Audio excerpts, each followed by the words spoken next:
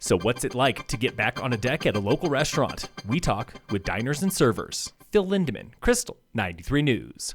We are 3 days into the reopening of Summit County restaurants at half capacity inside and full capacity outside, and regulars like Crandall of Summit Cove at Red Mountain Grill in Dillon this afternoon are happy to be back. It's wonderful to be back with my friends and get out of that house after a couple months of pretty intense lockdown there. Serving Crandall was Adam, a longtime bartender who spent the past 10 weeks cleaning, boxing takeout, and cleaning some more. In 15 years, the restaurant's never looked this good because there's been a lot of manual labor and elbow grease from everybody that works here. There is a learning curve to reopening. Wearing the mask, which is really the most obtrusive part. It itches, it's hot, sweaty, nobody can see if you're smiling and whatnot. And like Crandall, Adam is happy to be back home. Getting back to being what we did before, our craft, bartending, serving, customer service, and then just seeing our community.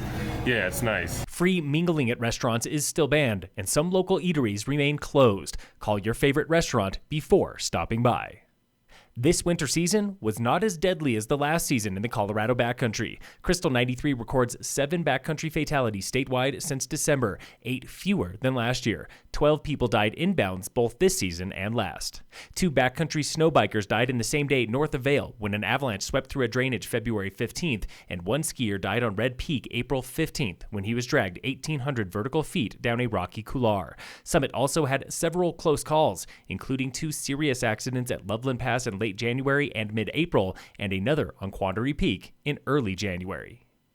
Demonstrators in face masks are gathering again at the state capitol in Denver today, following 3 days of national protest inspired by police brutality in Minneapolis. Denver Mayor Michael Hancock via Facebook this morning. When individuals choose the path of violence, however, it drowns out the peaceful cries for change. Denver protesters yesterday smashed car windows, and Denver PD confirmed shots were fired at the Capitol. No one was injured. Police in riot gear used tear gas to disperse crowds, and 13 people were arrested. Mayor Hancock appeared in a face mask before giving his address today, modeling the mandatory look of summer 2020. Centura has compiled 5 simple guidelines to protect your health when slowly returning to life as somewhat normal, beginning with face masks, now required for all public spaces in Summit. Dr. Scott Clemens with New West Physicians. That really protects from you spreading your germs to others, more so than it specifically protects you from a respiratory virus.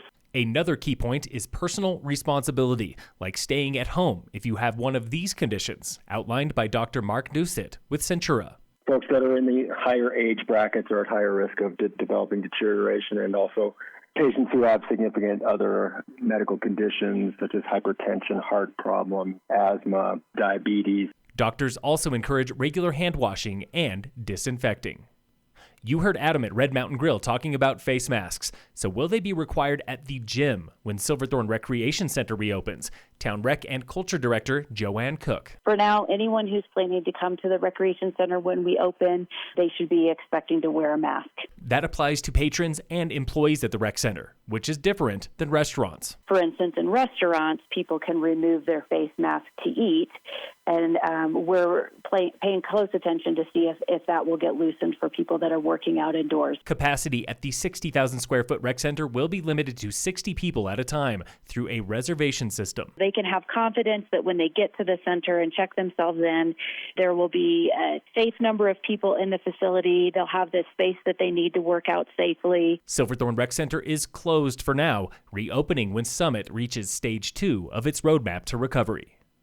Take it from Todd Altschuler of 10 Mile Music Hall in Frisco. In a physically distant world, it's tough to find a lot of live music right now. But it is not impossible. 3 weeks ago, he launched the Curbside Concert Series, bringing local musicians direct to your driveway. We're over 50 in just the first couple of weeks. Starting next Monday, Curbside Concerts go national with a new online booking system for local acts in Summit, Boston, and the Bay Area, plus more. People have thought, well, this is cool. This is the only way I've ever found to just directly connect to a musician and book them to play my house. So who knows? It could go further. Meanwhile, at the Music Hall in Frisco, there is live music daily for happy hour on the second floor patio with a 20-person limit and no mingling between groups. Down the street at Prosit, there is live music this afternoon.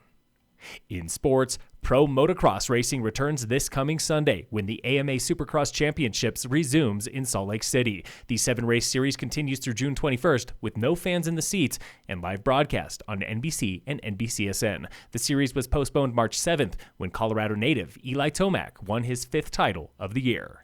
And in local sports, brought to you by American Family Insurance, the Weiss Agency, it's opening day of golf season at Breckenridge Golf Club with 18 holes on the Elk and Beaver 9s, plus the driving range, practice screens, and Rona rules, like touchless pins and no bunker rakes.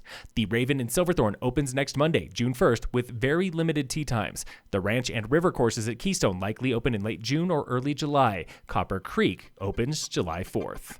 Phil Lindemann, Crystal 93 News.